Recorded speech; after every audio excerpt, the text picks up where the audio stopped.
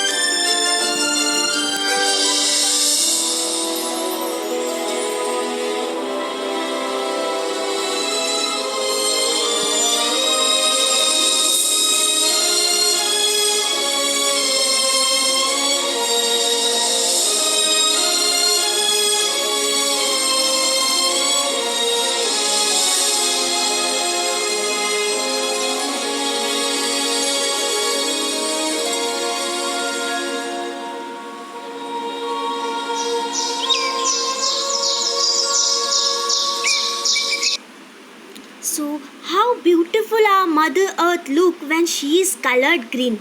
Let's understand these plants in more details. The first part जो हम पढ़ने वाले हैं, that is roots. What are the characteristics of the roots?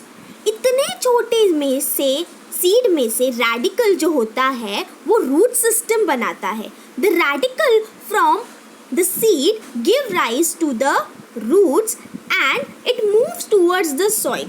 Roots are the non-green underground plants जो positively geotropic है, means it grows towards the ground. Negatively phototropic मतलब it grows away from the light and it moves in search of water. The reason why this is called as the roots because उसमें buds absent होते हैं. Roots में nodes and internodes नहीं होते और इसमें unicellular root hairs present होते हैं. On the basis of from the roots are form they are divided into tap roots and fibrous root system. मतलब रूट्स कौन से पार्ट से डेवलप हुए हैं उसकी बेसिस पर हम रूट्स को टू टाइप्स में डिवाइड करते हैं. अगर रूट्स रेडिकल से ग्रो हुए हैं तो उन्हें कहते हैं टैप रूट एंड अगर it is grown from the other part than radical then it is called as the fibrous root system. If we see, tap roots consist of primary roots, secondary roots which grow horizontally and in acropetal succession. ये roots आपको dicot plants में देखने मिलेंगे और fibrous roots जो है वो आपको मोनोकोट प्लांट्स में देखने मिलेंगे जैसे कि वीट, राइस, बाजरा, बार्ले. So चलो स्टूडेंट्स देखते हैं how exactly this roots are form.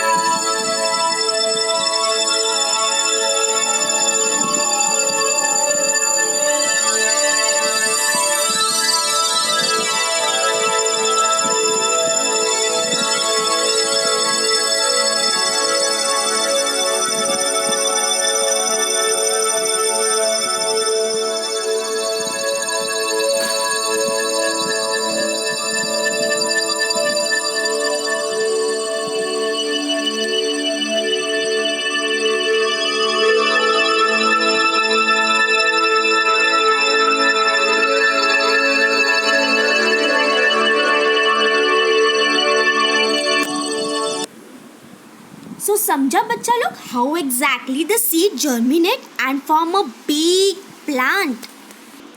So these are the fibrous roots and tap roots. So इतना ही नहीं, there are the roots which are modified, यानी they change for some function. So चलो देखते हैं what kind of function and modification take place inside the roots. So roots to modified for food storage. First type is the fusiform roots.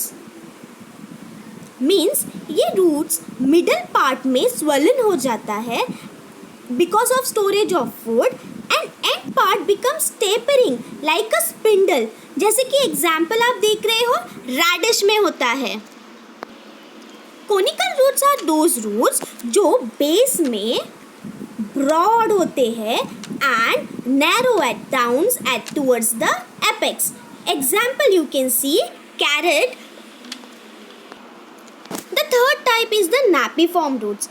Base की तरफ ये roots swollen हो जाते हैं. Almost it form a spherical shape and narrow down towards the apex. You can see a very healthy beetroot is the example for napiform roots. This modification is very interesting and fascinating. उनको कहा जाता है breathing roots. तो चलो बच्चा लोग will understand more in detail where such breathing roots are seen. So students, हम सैर करने जा रहे हैं खाड़ी की तरफ. खाड़ी यानी क्रीक, ये वो जगह है जहाँ समुंदर का पानी और खाड़ी का पानी का मिलन होता है. यहाँ की मिट्टी दलदली होती है, इसे स्वैम्प कहा जाता है. So चलो चलते हैं. आप देख रहे हो यहाँ पे पौधे ऐसी दलदली मिट्टी में खड़े हैं. ऐसे पौधों को बोलते हैं मैनग्रोव्स और ये जगह के लिए अडेप्टेड है. ऐसी मिट्टी में खड़े होना बहुत मुश्किल है. पर आप देख रहे हो जैसे रूट्स इनकी जाली फॉर्म कर रहे हैं.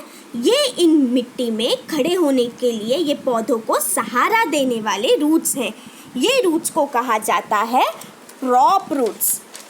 ये रूट्स ये प्लांट्स को सपोर्ट देते हैं ऐसी मिट्टी में खड़े होने के लिए. बहुत इंटरेस्टिंग है कि नहीं? अरे ये क्या है? ये ज़मीन से ऊपर आए हुए रूट्स हैं. प्लांट्स को ब्रीदिंग के लिए मदद करते हैं. ये पौधे जहाँ ज़मीन में रहते हैं वहाँ ऑक्सीजन की कमी है क्योंकि इसकी जड़ें पानी के अंदर है. तो इसलिए ये विशेष जड़ें होती है जो इन्हें सांस लेने में गैसियस एक्सचेंज करने के लिए हेल्प करती है. इन्हें कहते हैं निमैटोफोर्स. ये रूट्स पर ओपनिंग होती है जिन्हें बोलते हैं लेंटिसल्स, जिससे गैसेस का एक्सचेंज होता है. हाई टाइड में ये रूट्स पानी में डूब जाते हैं, ये जो निमैटो डूब जाते हैं. बट जैसे ही लो टाइड आता है तभी ये पानी से ऊपर वापस दिखाई देते हैं एंड ये पौधों को ब्रीदिंग के लिए हेल्प करते हैं. सो है ना बच्चों लोग, very interesting kind of root modification which is seen in Avicennia. Now let's see modification of adventitious root. There are two types of roots. One is called as the simple roots, जिनमें definite shape नहीं होता है और वो produce singly होते हैं. And the other is called as fasciculated root, which show clusters of roots. Some roots get modified for mechanical support. Let's understand which are the types of roots. आप देख सकते हो, in big banyan trees they have roots which grow from branches and get attached in the soil for support. These roots are called as the prop roots. बचपन में ये roots से झूला खेला करते थे. इवन ये ट्रीज को भगवान का नाम दिया है. This do have spiritual values. But you know what? Science तो हमारा पूर्वज से ही आया है. The reason of giving spiritual value was more people will come to pray and amount of fresh oxygen will help them to keep healthy. Stilt roots are roots which grow near the stem for extra support. ये stem की base से grow होता है for extra support. Climbing roots are those roots help the plants to climb. ये roots की note से develop होते हैं, इसलिए इन्हें adventitious roots भी कहलाते हैं. There are some roots for special functions. These are called as epiphytic roots. In big jungles, in search of light, the moisture, there are some plants जो दूसरी ट्रीज की ब्रांचेस पे ग्रो होते हैं. ये प्लांट्स को कहते हैं एपिफाइटिक प्लांट्स. ये प्लांट्स दूसरी प्लांट्स की ब्रांचेस पर रहते हैं.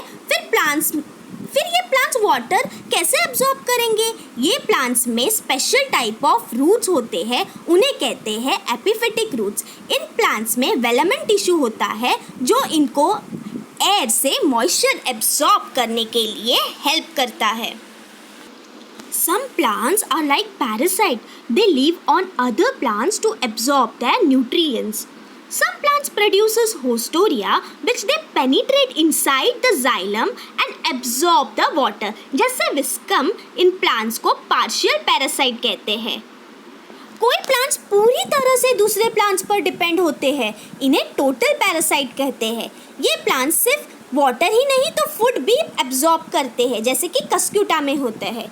आप देख सकते हो कैसे ये पैरासाइट ने अपने होस्ट प्लांट में होस्टोरिया पेनिट्रेट किया है and this are absorbing nutrients from the plant. हमने रूट्स तो पढ़ा, अभी हम पढ़ने जा रहे हैं plants. The plant body consist of stem. The stem shoot system form करता है and it is present above the ground. As we study roots develop from radicle, shoot develops from plumule. The part where the leaf attach the stem is called as the node. The node and the distance between the two node is called as the internode.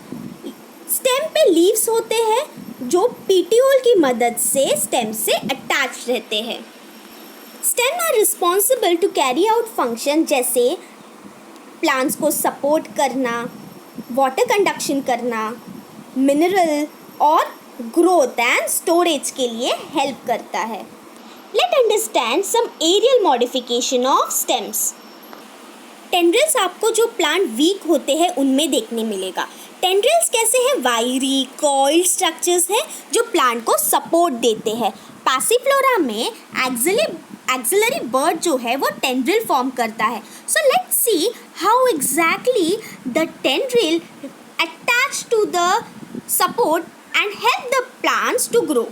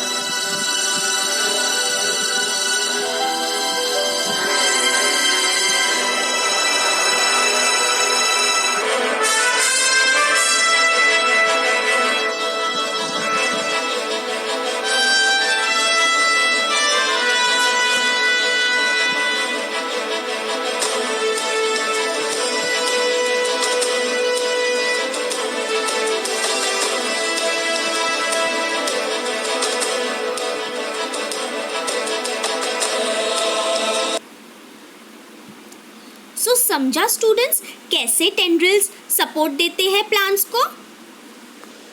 Thorns यानी कांटे, this are modification of buds. Thorns कैसे होते हैं? Hard, woody and pointed होते हैं। ये plants को animals से प्रोटेक्ट करते हैं। कोई एनिमल खतरों के खिलाड़ी तो नहीं है कि ऐसे कांटे वाले प्लांट्स को खाएगा।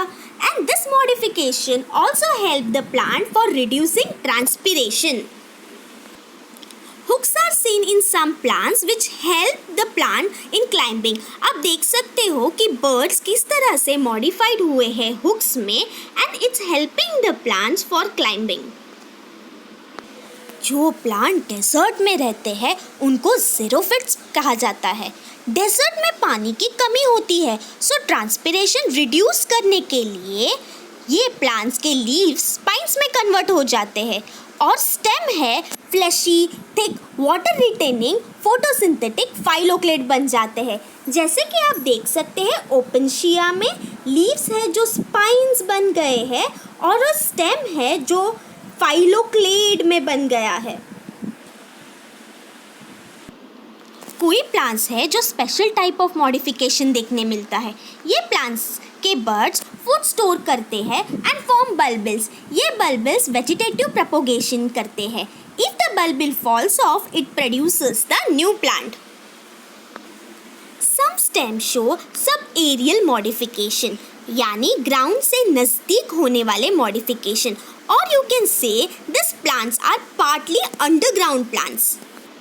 आप लोग ने ग्रासेस तो देखा होगा, कोई खुद से जाकर ग्रासेस नहीं लगाता है। It grow on its own and spread entire land. This is because of modification of stem called as runners. This are the weak stem, जो प्लांट्स जो वीक होते हैं उनकी stem plant, those scrape in the soil, the part where it get attached to the ground at the nodal region, it give rise to roots। मतलब ये plant की week stem ज़मीन से लगकर ग्रो होती है। जैसे ही नोड सॉइल को टच होता है, it gives to roots। If the internodes are cut, the plants grow independently and form a new plant। In the picture you can see this is the runner and the part where get it attached to the soil, it give rise to roots and form a new plant। कोई plants में अपने basal stem के part से एक branch grow होती है which later go downwards and touches the soil। जैसे ही ये सॉइल को टच करती है, it forms roots and form a new plant। This kind of branch is called as stolon। अगर स्टोलोन को सेपरेट किया गया, it will give rise to a new plant. Sucker stolon का उल्टा है। इन प्लांट्स में some part of the stem underground होते हैं, सो प्लांट्स क्या करते हैं, it give branches upwards and form a new plant are form. This kind of branches will produce roots at the lower surface and such branches are called as suckers. Offset हमें पानी पर रहने वाले plants में देखने मिलेगा। ये plants के axillary buds give rise to a internode which grow horizontally above the water as branches of offset कहते हैं। When this offset are separated they form a new plant. Example is Eichhornia. Underground modification of stem, ज़मीन के अंदर जो modified हुए stem को bulb या rhizome कहते हैं। ऑनियन यानी प्याज, कितना रुलाता है सबको, ये भी स्टेम मॉडिफिकेशन है, इसको बल्ब कहते हैं। ऑनियन में दो तरफ के लीव्स होते हैं, एक dry leaves and other are fleshy leaves. Stem एक डिस्क की तरह होता है, जो स्टेम रिड्यूस्ड स्टेम होता है। अब सबको जिंजर तो खाया होगा, हमने तो ऐसे ही लगा होगा कि ज़मीन के नीचे है तो वो रूट्स होता है, but ginger is underground stem called as rhizome. ये स्टेम क्योंकि इस पर स्केल लीव्स है एंड इसमें नोड्स एंड इंटरनोड्स होते हैं। Corms are specialized swollen underground stem. Corm bears nodes and internodes and scale leaves. Corms also show buds which can give rise to new small daughter corms. Corms, you can see a small adventitious roots which keep the corm in a particular position in the soil. हमारी सबकी favourite आलू की सब्जी यानी potato. Actually, potato which you see are the underground stem which store lot of food material which make them swollen. These are called as the stem tubers. On potato, it bears the eyes at the nodal region which contains bud which helps the plant for vegetative propagation and form a new plant. On the potato plant, you can see there are the eyes in which buds are present which give rise to the new plant. Thank you students for watching. I hope you liked the video.